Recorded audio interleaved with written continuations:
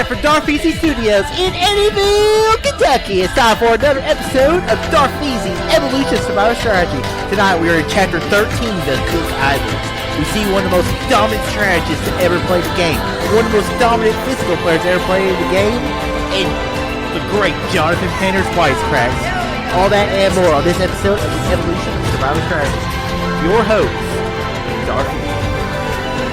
Hello, Easy Nation. Welcome to Chapter 13 of the Evolution Survivor Strategy. I'm naming this episode Mutiny, Boat Split, and the Puppet Master. Alright, so guys, I hope you guys are enjoying yourself this fine Sunday afternoon. Just got done watching some football, and I finally finished the 13th season of Survivor. This one took me about a week to watch. I love Cook Islands. Cook Islands has always been one of my favorite seasons of Survivor. I always think Cook Islands is very underrated because, you know, it gave us some really great Survivor characters that, you know, we had Yul Kwan, Ozzy, Jonathan Penner, Candace, Parvati, and there are more players that I've only played about one time. Like Cowboy it's a very fun character of the show. Really like Adam and Nate. I thought those two are really good as well. So let's get right into this episode. This chapter, we go into Cook Islands. And Cook Islands, 13th season Survivor. And for the first time in Survivor history, they decide to divide the tribes by ethnicity. So you have the four tribes mix of the Asians, the blacks, the whites, and then the Hispanic. So, you know, a little controversial, really, if you really want to look at it, but it also kind of helped out because, you know, as I was watching these season Survivors, watching it with, you know, 2020 eyes, and you do realize that a lot of these seasons of Survivor did not have a lot of ethnic diverse casting. And after Cook Islands, we start to see that improve a lot. So it was good to see some of these like people like Yul or Brad, and like people like Nate and people like Ozzy actually get a chance to play who probably would not have been able to play about 4 or 5 seasons ago. So it's cool to see that. So the tribes are divided by ethnics or by diversity. And so the first immunity challenge, we have the African American tribe. They lose their first challenge, and so they basically, the girls team up to get rid of Siku. So pretty simple vote there. The next vote is very interesting because we have Ozzy's tribe are pretty much dominating, really, probably one of the more dominant tribes of this during this early 4 tribes, and Ozzy came up with the idea, let's throw the challenge. Billy, he's not doing much around camp, so they throw the challenge and they get rid of Billy. And you know, it's a very bold move to go ahead and throw the challenge to get rid of what you consider one of your weak members. So once we get to 18, the tribes it's time to, as Probst would say, it's time to integrate. Oh, well, weird words to choose there, Probst, but okay. So the tribes go from 4 tribes to 2 tribes. They divide into 2 tribes of 9 of the Rero tribe and the Itu tribe. And so the Itu tribe, they lose their first immunity challenge. And in a little twist, just like in the last season, we brought back Exile Island. And before I get onto this vote, I will say Yul found the immunity idol. Found it pretty quickly. I mean, he found it within a day or so, and so Yul has a immunity idol. So that's we'll get back to it. I2 wins the immunity, but Rero is able to send one person to Exile Island. So they send Candace to Exile Island, which kind of throws the vote up in the air because Becky was being targeted by Cowboy and for being the weakest member of the tribe. But they basically, Yul and Jonathan is able to convince Flicka and Cowboy to vote out Cecilia, and Cecilia goes home. And after this, Ozzy starts playing more of the dominant physical game, being good at the challenges, catching fish, and really one of the most dominant, probably catches more fish I've ever seen anyone. The only one I can really think of that even compares to him would have been Rupert, his first season. But, you know, I think Ozzy does probably a way better job than what Rupert did there this time. So the Railroad Tribe loses those next 2 challenges. And it's 5 tribes of females and 4 tribes of male. And they're kind of thinking of getting rid of Stephanie, but JP's kind of being bossy. And so what they do, they turn on JP, get rid of him. One of the strongest members, which probably kind of costs them soon, because, you know, the Railroad tribe was always more of the more physically dominant tribe. And after this, they start to lose their members and start to lose these challenges. And so they lose that. They lose JP. Then they lose Stephanie. And then when they introduced, then they have the idea of they're going to be doing double tribal council. And so the interesting part of the I2 tribal council is Cowboy has this crazy idea. He has this dream, this shaman, and he's like, that's how we get rid of the immunity idol. It's like, we split the votes, we call it Plan Voodoo.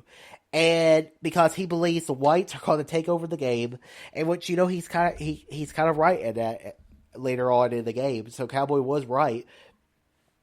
But he tells Yule, he says, like, here's what we do. If Jonathan has the idol and he plays it, one of us goes home.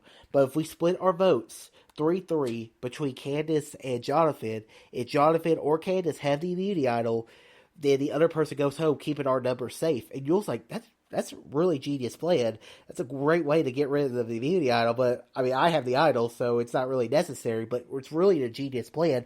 Actually, we look at this is the first idea of how we combat the immunity idol. Because, you know, last season, what if Terry had actually lost, like, the 3rd or 4th challenge? The idea of splitting votes probably would not have come up. They probably been like, well, let's vote out Terry and see what happens, and then Horace would have gone home, which would have changed how the season played out. But instead, in this moment, we have them decide to split the votes. So it's very interesting because, you know, we introduce these twists in Survivor, and we start adjusting the strategy. At the final 6 of I2, or the final 7 of I2, they get rid of Jessica, Flicka, she goes. So we get to the final 12, and at the final 12, Probst asks us a question he says, if anybody wants to mutiny, you can step off your mat and join the other tribe. And so Candace mutinies, and so does Jonathan. So, you know, they brought this idea of mutiny first in Survivor Thailand, where he asked if anybody wanted to change tribes, and nobody moved off their mats. But this time, Candace and Jonathan switched tribes, because Candace was ready to play with the people she made those original alliances with in that original tribe. And Petter feels like he has a great bond and a great alliance with Candace, so he switches sides too. Probably a bad move on Jonathan's point of view, but, you know. So it was interesting watching these next 2 episodes, watching Penner try to kiss ass, try to stay in the game as long as he can. And so at the final 12, Brad goes home at 12. And then at 11, something very interesting happens. Basically, the I2 tribe was the underdogs at this point, and they were dominating the challenges. And basically, Probst hands them this bottle that, once someone's voted out, you'll open this bottle and you'll read the message. And everyone's like, oh, merge. And it actually reveals it's a double tribal council. And a double tribal council sends Jenny home, which would be a costly mistake for the Railroad tribe. Alright, so we merge at final 9, and Railroad is up 5-4 against I2. And Yule is like, I have to get someone to turn on them. If not, I'll have to play the immunity idol, and then we'll go from there. But he uses the immunity idol as a bargaining chip to lure Jonathan back to his side. And it's just an ingenious move, really, to use the idol in that kind of manner. Where, you know, Terry was always in Exile Island, use the idol to save himself. Yule is not physically dominant as Terry was. So Yule has to play it a little differently. And so Penner turns on the Railroad Alliance, and it completely enrages these people on the Railroad tribe of Candace, Parvati, and Adam. And it eventually gets to the point where Adam tells Yule, it says, like, if you get Jonathan out before me, if you don't vote him out before me, I will not vote for you in jury. If you vote him out now, I will vote for you when it gets to the finals. And so Yule kind of makes that kind of strategic, kind of Godfather kind of move. And that's the thing about Yule in this game is he's kind of the puppet master. He's playing everybody, and he does a really great job of playing everyone against each other. And he's so subtle at doing it. And the way I like to compare Yule to is Yule is very much like Boston Rob. But he's a much kinder mob boss. He's more of the analytical, friendly mob boss. And but Boston Rob is always more like Vito Corleone in The Godfather, or as so it's. So we get through it. Basically, the I-24 to take out the last members of Railroad. And that's basically the game, really, because we get to the Final Four. Probst announces that for the first time, there will not be a Final Two. There will be a Final Three. So 3 will face the jury. And, Ozzy, speaking of Ozzy, played one of the most dominant physical games we have ever seen. Probably never seen up to this point. Because he dominated not just the challenges, because he completely blew people out in the challenges, but he also blew people out in the camp life. What Ozzy struggles in, and you'll see this as I talk more about Ozzy in the next chapters as this podcast goes along, is that he struggles in the social game more than anything. He's great. He's probably one of the best players to ever play the challenges, but he just does not have it when it comes to the actual gameplay of Survivor. Because even in this, where he doesn't really want to vote out Becky or Sandra, he's like, let's just let him duke it out in the fire challenge, and he doesn't really want to make a decision. So yeah.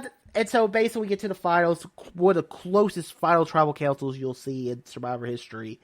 And it was a good final tribal council. Becky, that's the thing with these final threes. You have to realize it really only becomes down to one player, the one or two players. The third player, there's only been a few tribal councils where all 3 of them get votes, but it was 5-4. Yule won, and it's mostly because Yule made that deal with Adam that he would vote. If he takes out Jonathan, that he will vote for him in the final tribal council, and so Yule played it really well and played, I think, one of the better strategic games of all time. And so, yeah, guys, that is this episode of, this is chapter 13 of the evolution of Survivor Strategy. Hope you guys are enjoying it. I'm about to turn this off, watch me some football, and enjoy the rest of my last weekend off, because this will be my last weekend. Actually having Saturdays and Sundays off. It's personal. I don't really want to get into it. But anyways, guys, I hope you guys enjoyed this episode. Make sure you click that like, subscribe. Make sure you check out my main Darth VC YouTube channel, where I posted my top 100 movies. We're getting closer and closer to finishing that off. So, guys, until next week, or next time, all too easy.